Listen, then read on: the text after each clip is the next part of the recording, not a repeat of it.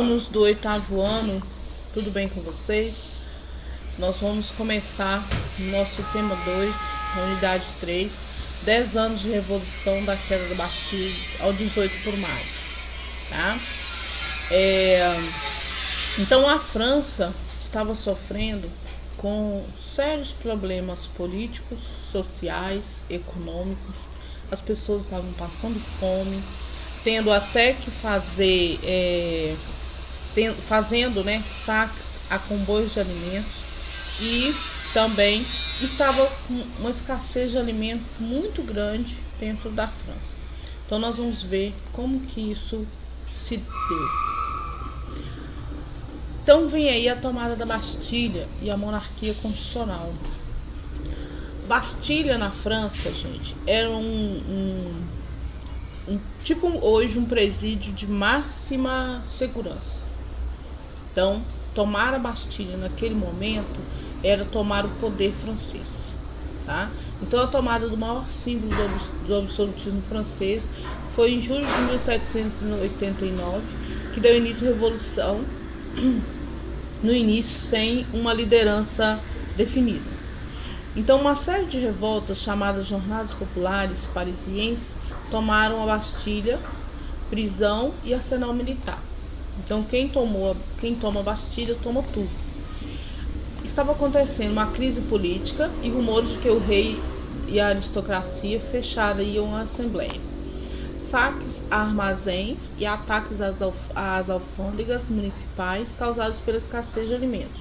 A aprovação pela Assembleia da Declaração dos Direitos do Homem e do Cidadão em 1789, lembrando aqui que esse homem era o homem no sentido masculino. As mulheres não tinham direito a nada não, tá?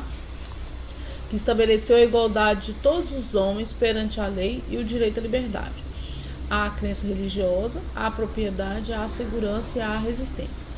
A aprovação da Constituição, que foi em 1791, estabeleceu a subordinação do monarca, divisão do Estado em 3 poderes independentes, o voto censitário masculino, a manutenção da escravidão nas colônias e o fim das restrições comerciais mercantilistas. Aí veio a proclamação da República. Proclamou-se uma república. Mas antes dessa proclamação da República, em 1792, a França entrou na guerra contra a Áustria e a Prússia, que temia a propagação da Revolução e tinha o apoio do rei Luís XVI. Aí o povo foi chamado a defender a Revolução, formou um exército que derrotou os invasores e os partidos do antigo regime. E também, nessas novas eleições, foram realizadas e formou-se a Convenção Nacional, uma nova Assembleia composta por diferentes grupos. Então, com isso tudo acontecendo, houve uma proclamação da República. E nessa proclamação da República formou-se 4 grupos: os jacobinos, os girondinos, a planície, os cordeliers ou sans-culottes. Os jacobinos era pequena e média burguesia, pequena burguesia e classe média. Os girondinos era a grande burguesia comercial e os nobres liberais, e na planície tendiam as posições políticas do centro. E os cordeliers e sans-culottes eram grupos urbanos que defendiam mudanças sociais mais radicais. Os sans-culottes eram chamados assim porque todos os nobres usavam calças até os joelhos, o resto eles colocavam uma meia e o sapato, né? Se a gente vê pinturas, filmes retratando essa época, a gente vai ver essa vestimenta. Só que os sans-culottes usavam calças compridas com riscas, então por isso eles eram chamados de sans-culottes, tá? Ou cordeliers. E aí veio então a radicalização da Revolução. Então, por pressão dos jacobinos e da população, Luís XVI e Maria Antonieta foram acusados de traição e guilhotinados em 1793. Porque o rei, quando ele viu que o negócio estava pegando do lado dele, ele então fugiu e deixou o povo a sua própria sorte. E aí então ele acabou sendo acusado de traição. Países defensores do antigo regime reagiram à execução e formaram uma coligação para derrotar a França.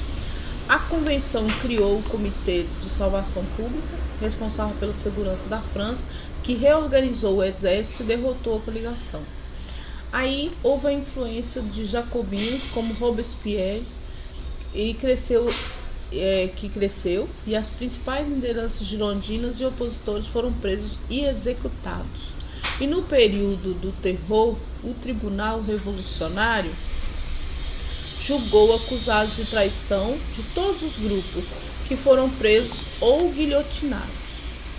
Por outro lado, os jacobinos distribuíram terras aos nobres, aboliram a escravidão e estabeleceram o ensino primário público, concretizando o ideal de liberdade e igualdade perante a lei.